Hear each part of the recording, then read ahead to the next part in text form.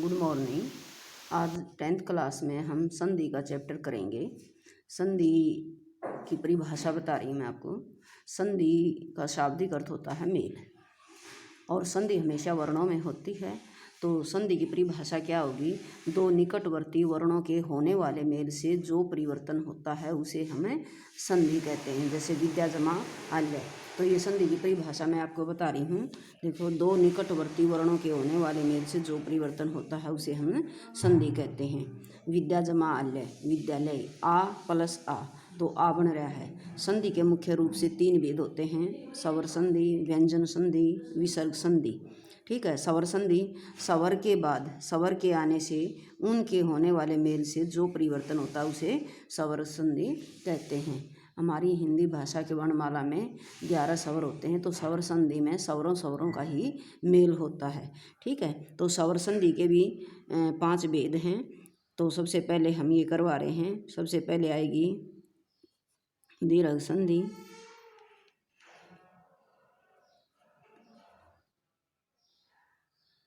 दूसरी है गुण संधि,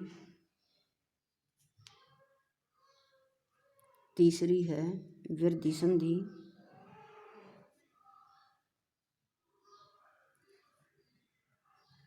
चौथी है यण संधि, और पांचवी है अयादि संधि। ठीक है। कौन कौन सी हैं? दीर्घ संधि, गुण संधि, वृद्धि संधि, यण संधि, अयादि संधि। तो सबसे पहले हम करवाएंगे दीर्घ संधि, और ऊपर हम सारे स्वर लिख लेते हैं। जो हमारी हिंदी भाषा में कितने स्वर होते हैं? 11।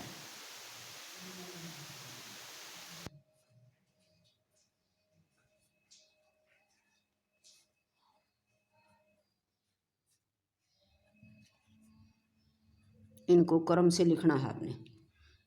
तो दीर्घ संधि की क्या परिभाषा होगी? दीर्घ का मतलब होता है बड़ा। तो देखिए, इसमें ए आ के बाद यदि ए आ जाए तो क्या हो जाएगा? आ जाए तो आ हो जाएगा।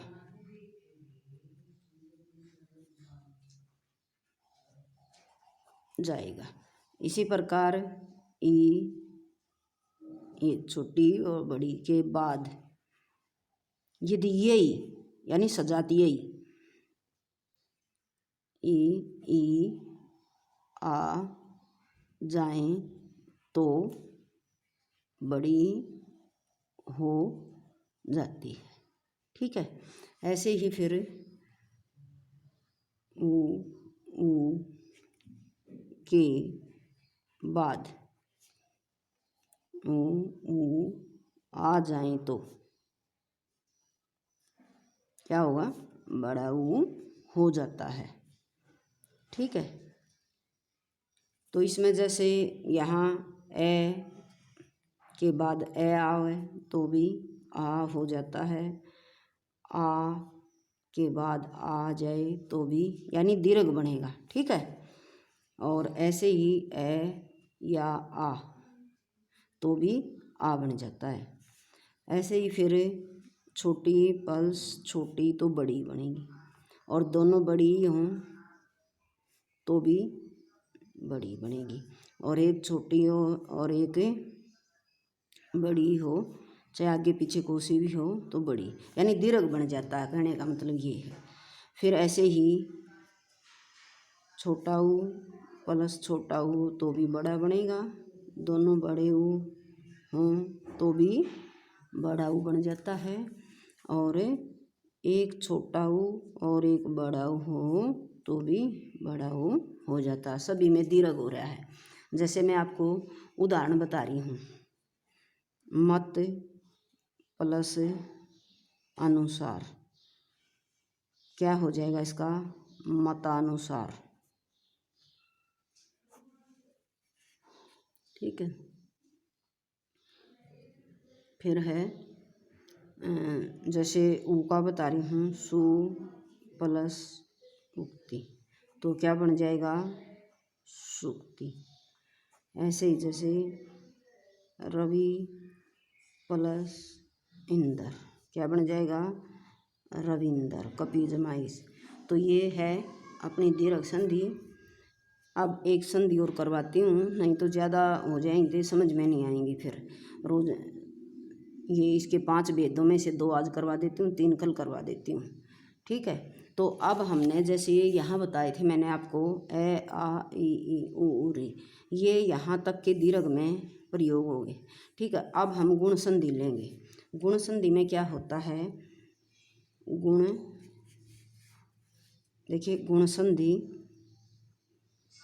संधि में की परिभाषा क्या है, इसमें है ए आ के बाद इसके तुरंत आने वाले जो स्वर हैं कौन कौन से, ये ई उ और री भी, दोनों ई, दोनों ई, दोनों उ और री, यहीं तक के आ जाएं